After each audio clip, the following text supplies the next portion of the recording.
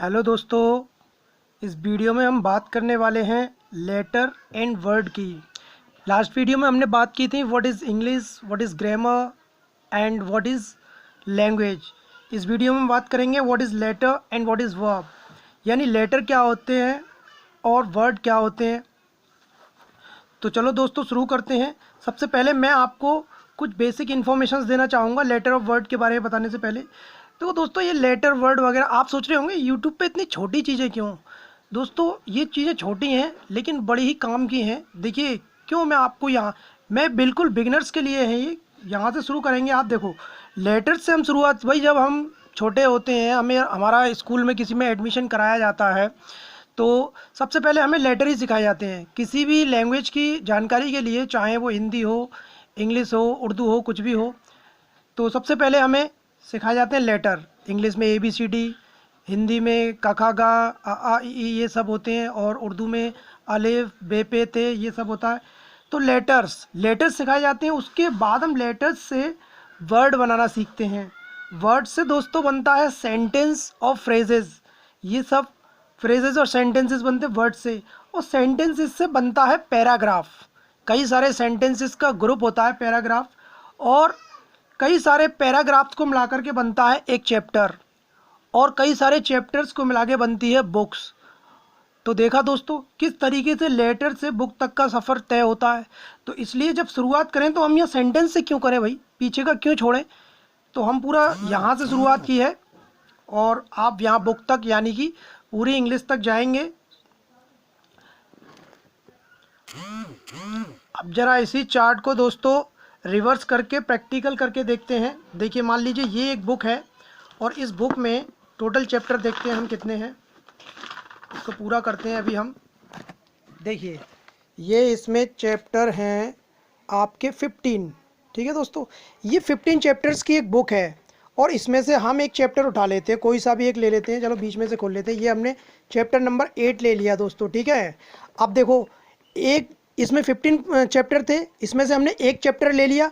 अब ये एक चैप्टर देखो किस में डिवाइड है, पैराग्राफ्स में। देखो एक पैराग्राफ ये है, एक देखो ये बना हुआ है, देखो एक ये रहा, एक देखो ये सब पैराग्राफ बने हुए हैं। देखिए ये पैराग्राफ हैं, दिखाई दे रहे हैं आपको, ये इस तरीके से। अब हम इसमें से मान लीजिए एक पैराग्राफ ले लेते हैं। देखो हमने ये एक पैराग्राफ ले लिया। अब देखो ये पैराग्राफ जो है ये सेंटेंस इसमें डिवाइड होता है। देखो देखो बहुत सारे सेंटेंसेस होते हैं एक पैराग्राफ में। देखते हैं कहाँ पर फुल स्टॉप या हमें क्वेश्चन मार्क वगैरह मिलेगा। ये देखिए दोस्तों, ये कॉमा, ये देखिए एक फुल स्टॉप और ये दूसरा फुल स्टॉप, ये इसमें दूसरा फुल स्टॉप, यानी कि इस पूरे पैराग्राफ में केवल 2 ही सेंटेंस हैं दोस्तों। क्लॉजेज बहुत सारे, फ्रेजेस बहुत सारे हो सकते हैं, डजेंट मैटर। देखो ये वाला पैराग्राफ देखिए, इसमें कितने सारे सेंटेंसेस होंगे। ये देखिए एक सेंटेंस, एक फुल स्टॉप ये मिल गया हमको, और देखो इसमें भी सिर्फ 2 सेंटेंस हैं। यानी ये ज़रूरी नहीं है कि सभी में 2 हों, किसी में ज़्यादा भी हो सकते हैं, 3 हो सकते हैं, 10 हो सकते हैं, कितने भी हो सकते हैं। ठीक है, अब हम इसमें से मान लो एक सेंटेंस ले लेते हैं। चलो हमने ये वाला एक सेंटेंस ले लिया यहाँ तक। अब देखो इस एक सेंटेंस में कितने सारे वर्ड्स हैं, 1 2 3 4 5 6, बहुत सारे हैं। ठीक है, अब हम इसमें से एक वर्ड ले लेते हैं। मान लो ये ले लेते हैं हम ग्रैंडफादर। ठीक है, ग्रैंडफादर। अब देखो इसमें कितने सारे लेटर हैं, 1 2 3 4 5 6 7 8 9 10 11, यानी 11 लेटर्स हैं दोस्तों। तो दोस्तों आपने देखा, अब हम इसमें से एक लेटर ले लेते हैं। अब दोस्तों हम इस जी ले लिया हमने इसमें से, अब इसको कैसे तोड़ें, इसको नहीं तोड़ सकते। यानी कि हमने तो देखा दोस्तों, आपने इंग्लिश की बुक में टोटल 15 चैप्टर थे, उसमें से हमने एक चैप्टर लिया, वो पैराग्राफ्स में डिवाइड था। बुक्स में चैप्टर्स थे 15, वो पैराग्राफ्स में डिवाइड था। उस पैराग्राफ में 2 सेंटेंस थे, हमने एक सेंटेंस लिया। वो सेंटेंस किससे बना था, वर्ड से बना था। तो हमने उसमें से एक वर्ड लिया ग्रैंडफादर। ग्रैंडफादर किससे बना था, लेटर्स से। फिर हमने उसमें से एक लेटर लिया जी, लेकिन जी को हम नहीं तोड़ सकते, क्योंकि वो मतलब जो है वो सबसे छोटी यूनिट होती है किसी भी लैंग्वेज की। तो देखो अब हम यहाँ से शुरू कर रहे हैं लेटर से, वही इंग्लिश की शुरुआत ही लेटर से होती है। तो हम यहाँ से इसलिए नहीं करते हैं सेंटेंस से, यहाँ से कर रहे हैं। ओके ना, चलो अब शुरू करते हैं। लेटर देखिए सबसे पहले एक ये लाइन और, English is written in Latin script, it is also known as Roman script. English जो है दोस्तों वो लैटिन स्क्रिप्ट में लिखी जाती है, इसको रोमन स्क्रिप्ट भी कहते हैं या इसको रोमन स्क्रिप्ट के नाम से भी जाना जाता है। अब बात आती है ये स्क्रिप्ट क्या होती है।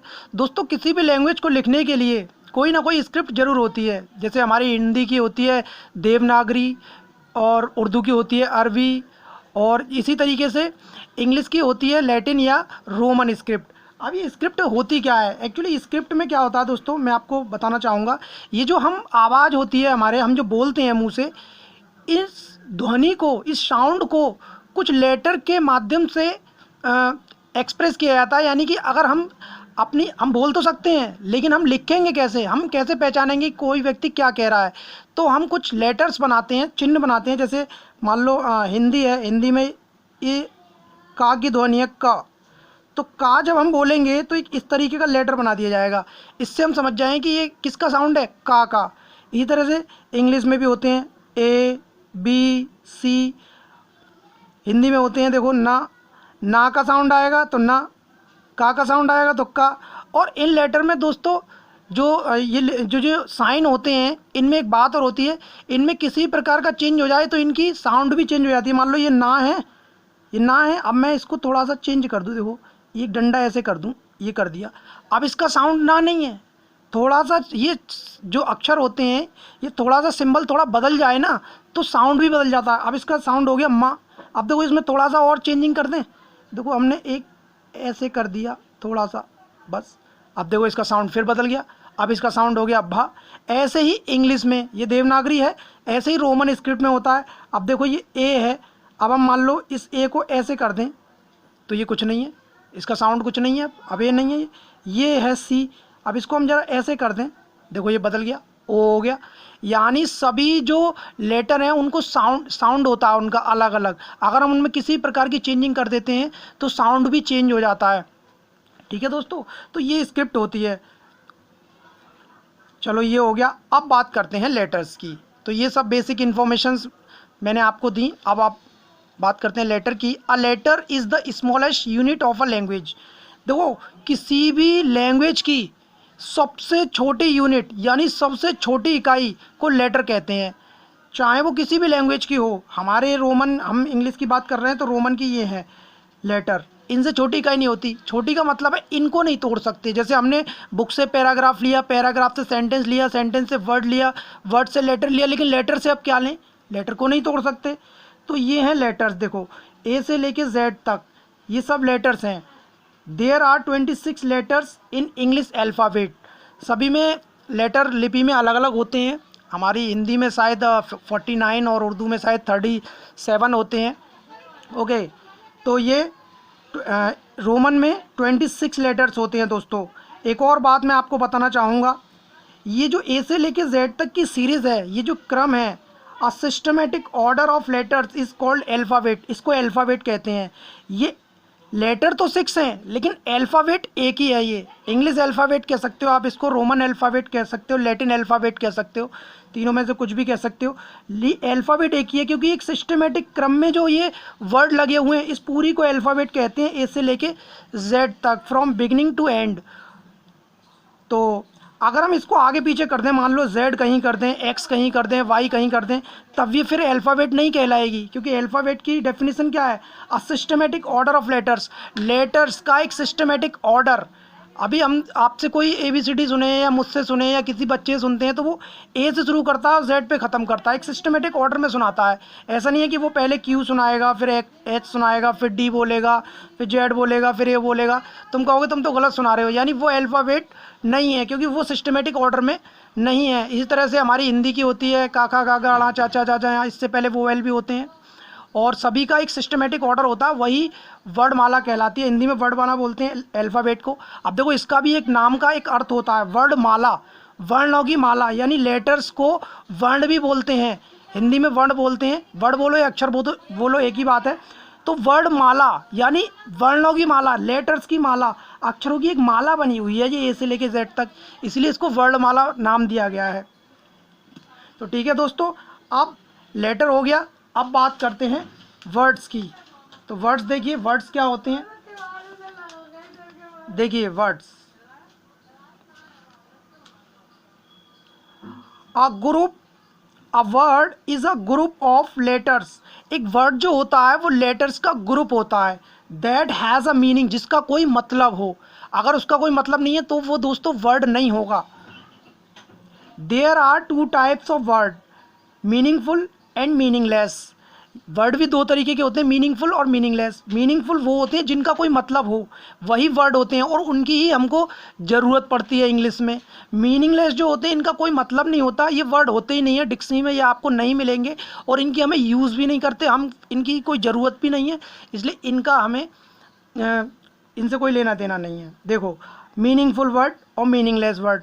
देखो मीनिंगफुल वर्ड ये हैं, अभी मैंने आपको क्या बताया, वर्ड है ये वर्ड कितने हैं, 1 2 3 4 5 6 7, 7 वर्ड हैं ये। और देखो ये लेटर्स के ग्रुप से बने हुए हैं। देखो कितने लेटर हैं इसमें, बी ओ ओ के, यानी इसमें 4 लेटर का ग्रुप है ये 4 लेटर का ग्रुप है।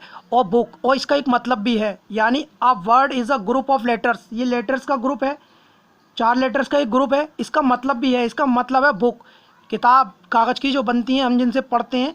हाँ इसका मतलब है, समझ में आ रहा है कि इसका कोई मतलब होता है। चेयर देखो, CHAIR, कितने लेटर हैं, 1 2 3 4 5, 5 लेटर्स का ग्रुप है ये, 5 लेटर्स का ग्रुप है। इसका भी मतलब होता है, एक कुर्सी होती है उस पर बैठा जाता है, लोग बैठते हैं उसके ऊपर, कई तरह की कुर्सियाँ होती हैं। बॉय, ये देखो 3 लेटर का ग्रुप है, लड़का। एप्पल 5 लेटर का ग्रुप है, 1 2 3 4 5, इसका भी मतलब होता है, एक रेड कलर का होता है, सेब बोलते हैं उसे, खाते हैं, उसमें विटामिन वगैरह पाए जाते हैं। मतलब समझ में आ रहा है ना हमारे, यानी ये लेटर्स के ग्रुप भी हैं और इनका मतलब भी है, इसका मतलब ये वर्ड हैं। अब ये देखो मीनिंगलेस, ये भी ग्रुप है लेटर्स का, OOK, लेकिन इसका कोई मतलब नहीं है, इसका मतलब ये वर्ड नहीं है। तो ऐसे वर्ड आपको डिक्शनरी में नहीं मिलेंगे, इनको सीखने की हमें कोई ज़रूरत नहीं है, क्योंकि इनका हमारी ज़िंदगी में कोई यूज़ है ही नहीं, ये मीनिंगलेस हैं। हमें मीनिंगफुल वर्ड्स पे ध्यान देना है, इसी से इंग्लिश सीखी जाती है, इन्हीं से इंग्लिश हम बनाएंगे, ठीक है, इनसे ही सेंटेंस शुरू होंगे बनाने के लिए।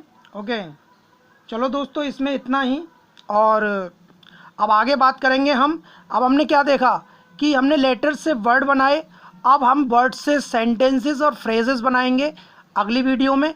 तो मैं आपसे मैं गुजारिश करूँगा कि आप इस वीडियो को शेयर करें, और अगर आपको चाहते हैं कि आपको इस तरह की वीडियो मिलती रहें तो आप चैनल को सब्सक्राइब कर दें और बेल का बटन दबा दें, ऑल पर क्लिक करें, ताकि जो वीडियोस मैं आपको बनाऊंगा उनके नोटिफिकेशंस आपको मिलते रहें। ओके दोस्तों, बाय, टेक केयर।